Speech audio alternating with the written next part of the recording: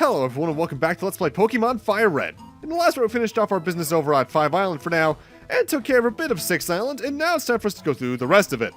And starting off, this bug catcher is one of my favorite Pokemon in the series. It only has one, and it's Heracross. Bug fighting type, weak to flying, fire, psychic, and fairy, later on at least.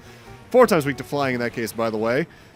This thing is extraordinarily physical. It has a very high physical attack stat for a bug type, and some pretty good, I think, special defense and speed. I think prior to like Gen 5 introducing Volcarona, this was the only bug Pokemon people looked at for like late game and competitive shenanigans, and we're like, yeah, you know what, there's some use there. I think. Again, my competitive information and knowledge is mostly just to what's the most used Pokemon, like Blissey and such from back in the day. Otherwise here, actually we do have another new Pokemon here real quick. This particular lass has Snubbull. From Gen 6 onwards, this is a fairy type, but for right now this is a normal type, meaning it's only weak to fighting. It's got an okay attack stat, and that's about it. When it eventually evolves, I think it gains more of a specialization in attacking, but yeah. I don't even think we ever see the evolution Granbull, so I think it just gets more HP and attack focus. Now, Pattern Bush here does have a pattern to it, as its name would imply. It's just not what you would immediately expect. It just looks like an integrated circuit. That's it. In terms of Pokemon you can run into here, this is the only place in Fire Red and Leaf Green you can run into Heracross. Otherwise, it's just all the various bug Pokemon from Gen 1. Though there are 2 others, you can also run into the Ladybug and Spinarak line. Which one's more common depends on your version. In fact, I managed to run into Spinarak here. Bug poison type, meaning it's weak against flying, rock, fire, and psychic. Okay attack for being a bug type, but it's still a bug type trying to do attacks. I recall its evolution being okay, though. And yet another new Pokemon. This one, though, is one you could actually encounter much earlier in the game with the Safari Zone if you're lucky. This particular camper uses a Pinsir, pure bug type, meaning it is weak to flying, rock, and fire. This thing also is very good. It's essentially the Gen 1 Heracross in a couple ways. High attack and I think physical defense, I think some decent speed. I just forget how its moveset worked out pre-physical special split and post-physical special split. Again, though, one of the few pre-Gen 5 good bug types. It's also really hard to find. I think you can also find it in the Gen 3 Safari Zone, as in like Hoenn Safari Zone. And it might even be more worth going after there. I honestly forget because I haven't used one in a team since maybe 2008. I think I actually recall exactly where it happened, too. I think I was at a Panera Bread with my mother and grandmother. I was playing on my Game Boy Advance SP, and I just happened to catch one because I figured, you know what, could be cool. And another new bug type. This is Yanma. This is a bug flying type introduced in Gen 2. Flying, rock, fire, electric, and ice for weaknesses. This thing's got some okay special attack and speed. And I think when it eventually got its evolution, which I forget if that was a Gen 3 or 4, I think it was a Gen 4 introduction thing, it got even better because I think its stats kind of started to get a little ridiculous there. Again, though, we probably won't see me use a bug type in my main team until Generation 5 or 7, honestly. Because I just have other priorities. I say that remembering immediately that I might use a Heracross in my Heart Gold Soul Silver team when I eventually get there. Partially because I like the Pokemon, partially because Mega Horn was physical, partially even more because I used it in my original Crystal LP 6 years ago. Now, all the water routes around here, by the way, have the exact same Pokemon that we were able to find in the water, I believe, over at 5 Island, including, like, the Remoraid / what is the one that we had over here on Fire Red? I already can't recall, and I mentioned it last part, and that was recorded maybe an hour and a half ago. Oh, well. Team Rocket Grunt, you're kind of on the wrong island. I'm looking for an item that's not here.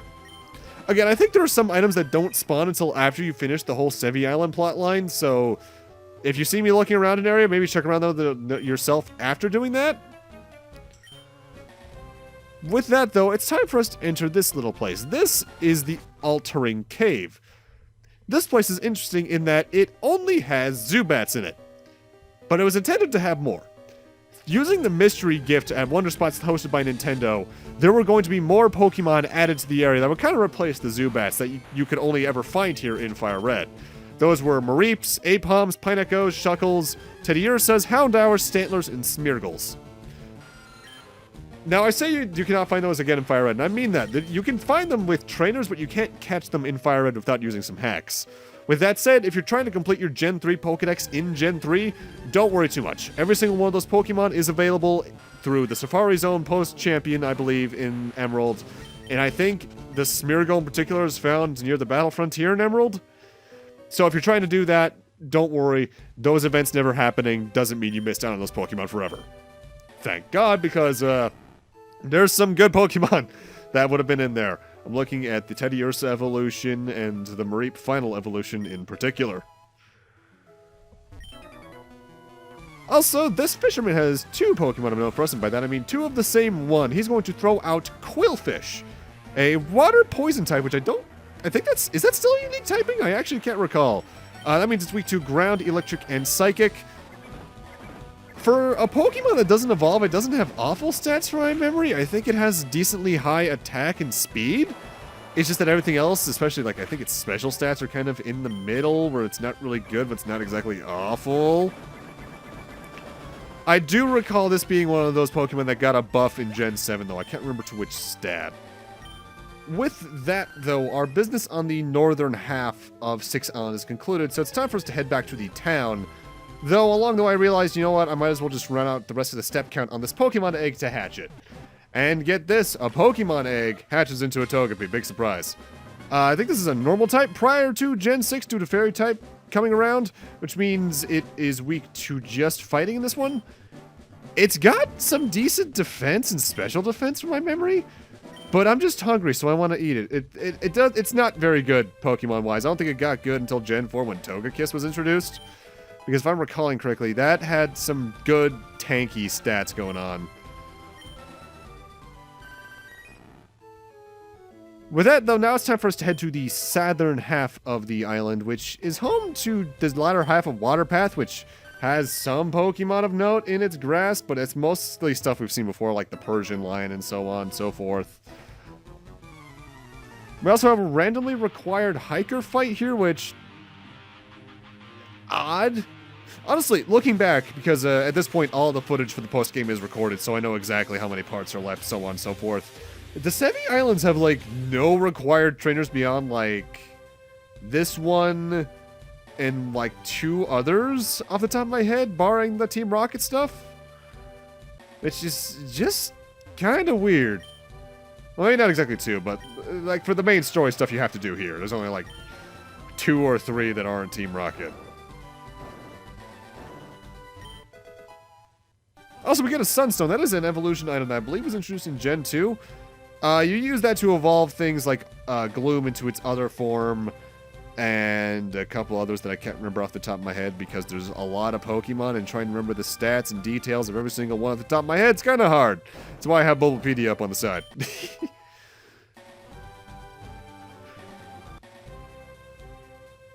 With that, though, it's time for this hiker who has another new Pokemon for us to fight. In particular, he has Sudowoodo, who the appearance defies your thoughts. It is not a grass type. This thing is a rock type, hence Sudowwood. Being solo rock type means it is weak to fighting, ground, steel, water, and grass. This thing's got some decent physical stats from my memory, but its special stats are kind of garbage. I think, rock and ground at this point are physical types, so it's kind of good for that. With that said, you're going to want to put that against things that are also physical, which is usually other ground and rock types, so... on the usefulness. I like its pre-evolution that was introduced in Gen 4, though. Bonsly is adorable. At least I think that was a Gen 4 mon, wasn't it? I think it was.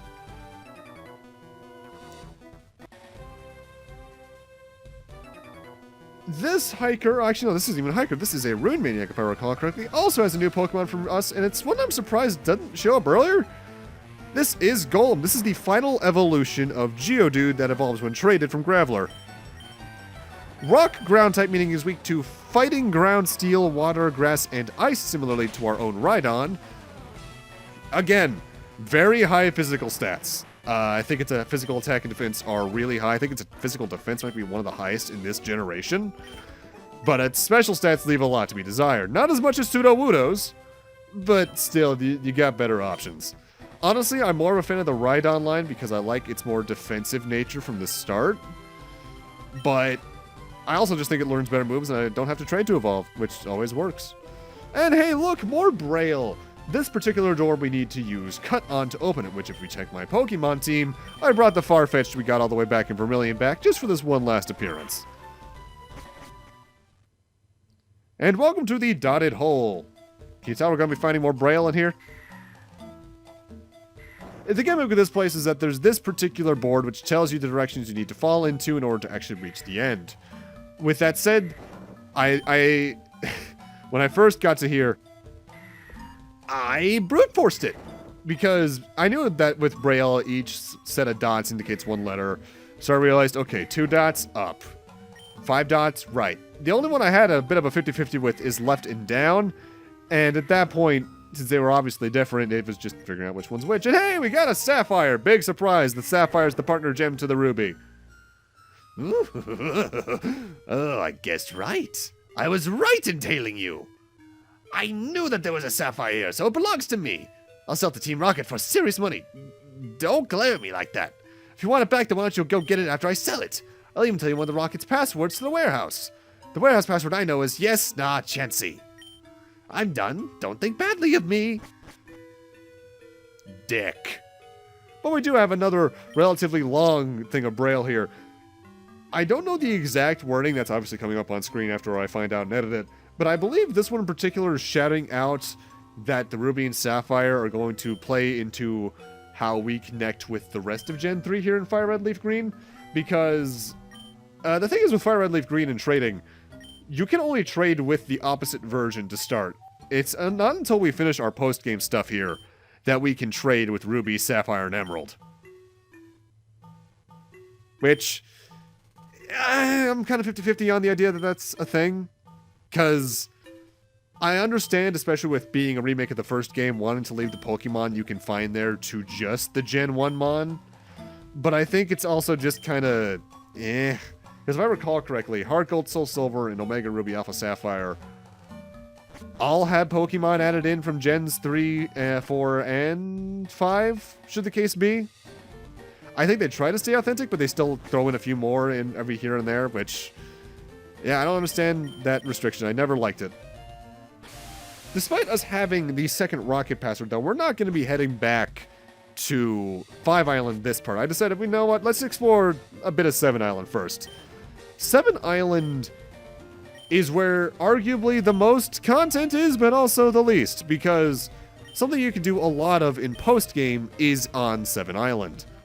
With that said, out of all of the Sevi Islands, unless you're going for Pokedex completion, this is the only one the post-game never requires you to go to. Also, the 7 Island town I don't think has any Pokemon you can catch because you can't even fish there. Trainer Tower up here, though, does have a couple things, mostly stuff we've seen before, though. Unlike this particular Pokemon trainer who's going to throw out a Girafarig. Normal Psychic type, which means it is weak to Bug and Dark. It's okay. I think its attack and special attack stats are alright, and I think it's got some okay speed. It's just kinda there. This is a Pokemon I'm surprised they never gave an evolution to in a future generation as of yet. Just because you got the cool little split design going on, and as we learned the Gold Silver Beta that was leaked, I think last year, 2 years ago now, they definitely had a very different design, so I'm just surprised they never gave it one. Also, this route has no new Pokemon that we haven't seen before. Unlike the Trainer Tower itself, this is this game's equivalent to the Trainer Tower we started seeing from Generation 3 onwards. You can go in and face a couple different modes of battling. I think it's like singles, double battles, knockout mode, where I think it's 3 in a row with 1 Pokemon each, and mix, which I think is a combination of the other 3. Your goal here is to get to the top as fast as you can, and just do as best you can. You can use healing between the fights with your own items, or even come back down here to the Pokemon Center. It just wastes more time. The big thing is you can get a lot of trade evolution items from doing this. You can get an upgrade, which evolves Porygon into Porygon 2. The Dragon Scale, which is used to, I believe, evolve Seadra into Kingdra. Metal Coat, which evolves Onix into Steelix. And King's Rock, which will allow Poly World to evolve into Polytoad. And speaking of which, that reminds me. I know I mentioned Clefable's stats earlier when I showed off my Pokedex after I had to grind up for the 60. But I also evolved a World into Poliwrath, so I should probably talk about that in a moment. First off, though, this particular Aroma Lady, if I'm recalling correctly, yeah, has another new Pokemon for us. This is Blossom. This evolves from a Gloom when you use a Sunstone on it. Pure Grass type, unlike the rest of its line, which means it is just weak to Flying, Poison, Bug, Fire, and Ice. It's got some okay special... No, actually, I think its stats are odd in that they're relatively balanced, but there is a lean to the special. It's not amazing, but it's good for status effects, because you can learn a lot of okay moves with it, including Magical Leaf, which when used on something that's ground rock, yikes, that's a lot of damage. There are worse grass types you could get, I think is the way I want to say it. And then the game makes you fight two of them in a row, if I'm recalling correctly. Yeah. Okay, Poliwrath. Water fighting type that I got back when. Means it's weak to Flying, Grass, Electric, Psychic, and Fairy. It's basically a Poliwhirl, but stronger. Better physical stats, better special stats. Still a bit slow for a third stage evolution. It's got some okay HP. With our business over in the Trainer Tower area done, though, we're now heading to the south, and that leads us immediately into our next new Pokemon. This is Pineco. Pure Bug type, meaning it is weak to Flying, Rock, and Fire. It's a pretty tanky little guy. It's got a high defense, but I think the rest of its, or physical defense rather, but I think its speed and special stats are awful. From what I recall, its evolution's okay, just because it has so much defense, but it's not to my preference. Also, Pokemon you can find here are the usuals. You can find one new Pokemon here, though, and that's a Phanpy, which is I think it's a ground-type, elephant-type Pokemon. That, when it evolves, is okay. It's just... It's tough to recommend Pokemon for a team at this point in the game, because we've already basically done everything, and it requires so much grinding at this point, you're just doing it for either the Pokedex or competitive. Speaking of which, next new Pokemon is Larvitar, a rock ground type, meaning, well, we've seen this before, weak to fighting, ground, steel, water, grass, and ice. Its stats are just kind of middling, but do not let that fool you. This thing is the Dragonite of Generation 2. It has a 5% encounter rate on this particular route, I believe, and when it fully evolves at level 55, that's just like Dragonite, it becomes a rock dark type with some absurdly high stats, particularly... I think its physical attack and defense and one of its special stats is really high. I only caught it because it was rare, but if you want to use one, it's pretty good just for fighting along. This also applies mostly to the later generations, but you have to keep in mind the physical special split as well. And this particular double battle also has a new Pokemon for us, and it's one that's caused a lot of nightmares to people who like Johto. They sent out Miltank, pure normal type, meaning it's just weak to fighting. It's got a lot of defense and a lot of speed and some okay HP. Its attack and special stats aren't the best, but its whole thing that a lot of people like to do with it, including one particular gym leader, is have it use Rollout to raise its defenses, but then use, use Defense Curl to up its defenses and then use Rollout. Which, as I mentioned before, gets stronger across the 5 turns it's automatically used. However, using Defense Curl also makes Rollout do more damage to start. A Miltank left alone on screen for too long will wreck you. It is a powerful thing not to be messed with, unless you have something that is resistant to it. And even then, the pure damage that it can do is devastating. Do not let it kill one as soon as you see it. I just hit my elbow on my desk. Have you heard that? This part of the area, though, this is Savalt Canyon. A lot of old Pokemon we've seen, Fearos, Meowths, Persians, Cubones, and Marowaks. The big thing comes from, on Leaf Green, the Fearow is only found there. But FireRed, we're able to find 2 extra Johtomon. The Larvatars we saw earlier, as well as Skarmory, a steel flying type that I am very fond of, despite not being too good prior to, like, Gen 3 or 4. I still really like it, though. It's just absurdly rare. Though, I think a lot of Pokemon in this route have lower encounter rates. Like, all the encounter rates on every route in a Pokemon game for, like, a specific environment type add up to 100. It's just that this route in particular has, like, 3 or 4 different 5% chances, which can be kind of annoying. Also, welcome to the Tanobi Key. It's a strength puzzle. We need to get each one of these rocks onto each one of these little divots in the ground. Just follow what I do and you should get it, no problem. I don't think there's any way for you to get, like, super screwed over. Obviously, if you just leave and re-enter the place, all the rocks move back to where they were. But I'm more mean in the, like, you mess up at the last second kind of thing. It's arguably one of the easiest strength puzzles in the series. Mysterious rumble echoed somewhere far away, and we'll find out what that is next part. Thank you guys for watching, and in part 25, we'll finish exploring 7 Island before heading back to 5 Island and finishing this entire Sevi Islands thing off. See you guys then.